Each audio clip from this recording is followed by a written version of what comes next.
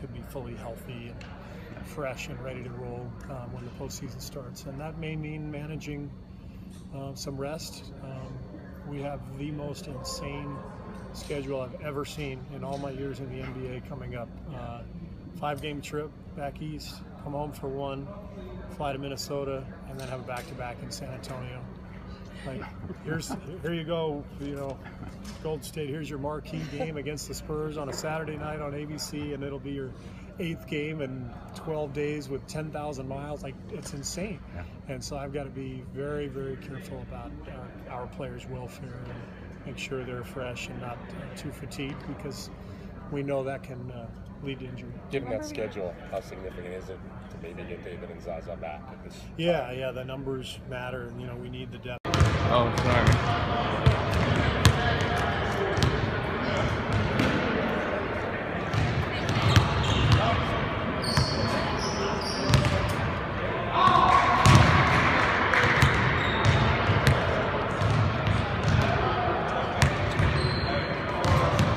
Gotta get that obligatory. Real. Nice to be like a trade deadline where it feels like there's really no drama in the league. Yeah, that's what happens when you're on a good team. You know what I'm saying? You don't want to mess anything up. But, nobody here was worried. We just had a good shoot-around. What have you thought of what Javale's done in that starting lineup with Zaza? I think he's learned a lot from Zaza and Draymond and D. West. Prior to that, and when he got his chance, you've seen all that come full circle, from rebounding, blocking shots, to rolling to the rim and putting pressure on the rim. I think those guys always emphasize, using his athleticism and his length, and he went out there and did it. And but having Zaza back and D. West, those guys just give us more depth at that position, and they work so well together. They help each other out, so it's making for a really good group of bigs. Especially our young guys, and learn a lot from them. So Javale was just a recipient of all that knowledge. But he originally planned for you and the other 3 All-Stars to practice yesterday. When did you find out he'd also get yesterday off? After the game, Sunday. He came and told us that if we wanted Thursday off, we could take it, and of course we took it. Wednesday off, and we took it. So rest is important, especially coming off a long, hectic weekend, and so glad we got an extra day. Was All-Star kind of draining? I know you had a lot of obligations and things you had to do. Yeah, it is draining. It's fun, but it's a lot to do. It's not a break, A lot of my buddies in the league were on the beach, in the sun, hanging out, and most of the guys, All-Star guys, were running around, doing events, playing the game, dunk contest, all that type of stuff that comes with All-Star weekend. But it's still fun. It's still an honor to be an All-Star, and still had a great time. You went away to like a beach, or did you just kind of rest? No, but I hung out for a couple days and got away from the game, and it was much needed. He told you could have Wednesday off. Was it one? When you see those videos, it's like football coaches telling the team, like, you guys can have Monday off. Was it one of those? Like, No, it wasn't. Coaches, he works with us, man. He understands. He plays, so he's just like, hey, you want? I talked to the rest of the guys. If y'all want Wednesday off, yeah, go ahead, take it. And he was like, all right, cool, and I walked away. Simple. It's good to have a coach that understands that sometimes you may need an extra day just to regroup. So it was good for us. Around Cousins and Davis all weekend, and the drama of all that and the trade. What did you think of that pairing and just that trade overall? I think it could be legendary. I wouldn't call it drama. Because none of those guys were stressing. Cuz, and I'm sure he didn't even know he was getting traded until right after the game, and that's how this business works, man. You could be traded in your sleep. You can move. Everything just happens so quickly, and it happened for Cuz. And I know AD is excited, and Drew Holiday and the rest of that organization in that city are getting a great player. I think they're going to do well together.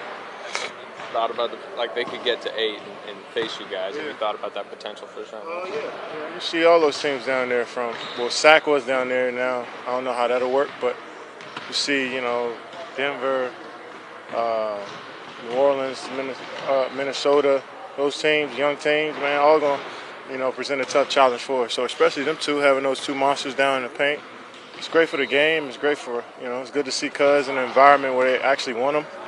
It's good to see AD get somebody else down there to kind of go through get in the trenches with them. So it should be fun, man. It's a fun brand of basketball, and I'm sure if we do play those guys, who knows, it'll be a great series.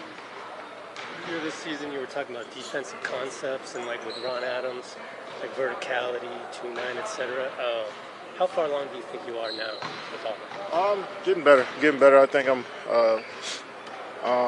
ahead of I guess schedule. I guess where I wanted to be in that area is I thought it'd take me more time to get used to playing down low and banging a little bit with the big fellas and verticality, because I'm so used to sending those guys into our bigs and letting them handle the verticality part of it. So, but just repetition, just learning it, and coach teaching it day by day, and just try to stay conscious of it during the game.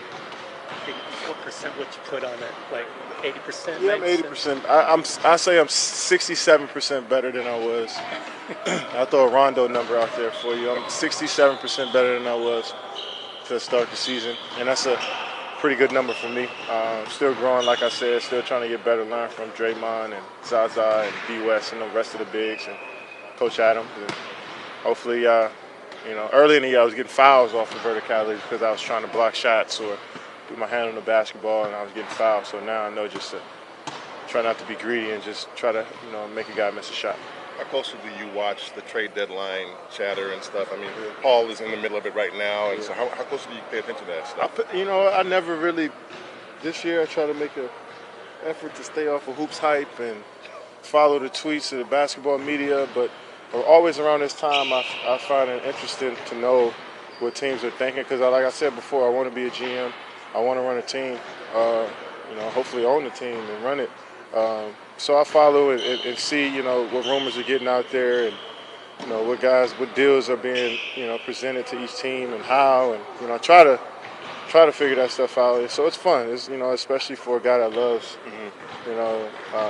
that part of the business, it's pretty fun. But I'm sure for the players, it's a little nerve-wracking not knowing and waiting on the deadline to see if you're going to be in the city or not. We sometimes forget these guys are human. And they spend time in these places, and they got to get up and move in a matter of days.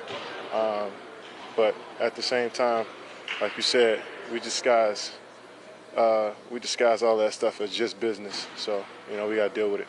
When you read the CBA, I mean, you talk about Yeah, I do. Obviously, it affects me and affects my peers, and like I said, I want to learn more and more about business of basketball, even though it's a huge part, and I try to find that, get that fine line between, keeping it pure and fun, and also knowing that, this is a real big business. And so I just try to learn and, go through the CBA and also ask questions. I talk to Bob all the time, and, and just trying to pick his brain on stuff I should know as my time, cuts down in this league and I get older and older, trying to figure out what I want to do after the game. And, having guys like that and Coach Kerr, who was also executive at one point, at some point just figuring that stuff out, man. So it's fun. How has your relationship with Bob developed since you've gotten here? It's been, I say about 72% better than it was to start the season. But we just being around him more and more, and, having dinners and just small talk throughout the facility here and there. When I first decided to come here, the first guy to hop on the plane and come see me again out in New York, and so we built a relationship off of that. So like I said, yeah, he's always been just, since the beginning of the season, trying to make me feel comfortable being here and welcoming me to the family, and it's been great, man. So our relationship is only going to grow and get better. Have you ever been in a situation where you have been kind of nervous at the trade deadline? I'm never nervous. I'm just like, if I get traded, I get traded. Like, it's a business, and I know that. So even when I got traded from Denver to Philly, I was just like, it's a business, so no hard feelings. How closely do you pay attention to the chatter as we lead up to the trade deadline? Not at You all. don't watch it all?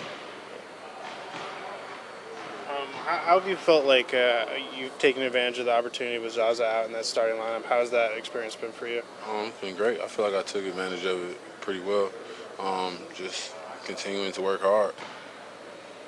Does starting matter to you? Do you want to stay as the starter when Zaza comes back, or are you okay with potentially going back to the I'm not bench? even gonna answer that question, but I mean, I enjoyed it. So I'm just here to play my role, and whatever my role is, whatever coach thinks my role is, I'm gonna play it to the best of my abilities.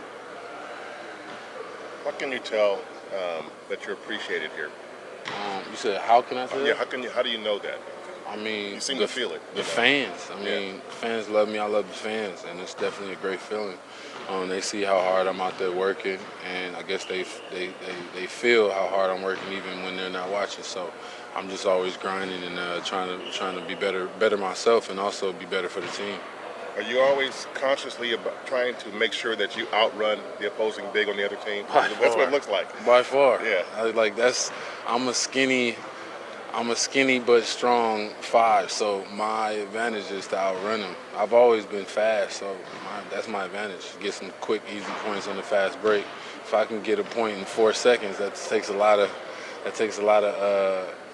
more energy to wait till the shot clock's down to 3 and get a shot. So I'd rather just run down the floor, get a layup, and get back on D.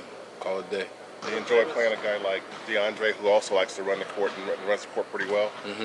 You said, what Do was you it? enjoy playing against a yeah. guy like that who plays a similar game in that Definitely. regard? I mean, it's just going to be a running game. I'm ready. Having played with Zaza in Dallas, did that make your transition a little easier, having a rapport with him? With Zaza, Zaza. we play the same position, so we don't play together. So I don't. Being in practice with him and that kind of thing. We still always play against each other, so it's not really a rapport that you would have with the big that's ahead of you. I understand if he was the 4 or I was the 4, but we don't play together. So But just having a relationship. I mean, it doesn't really.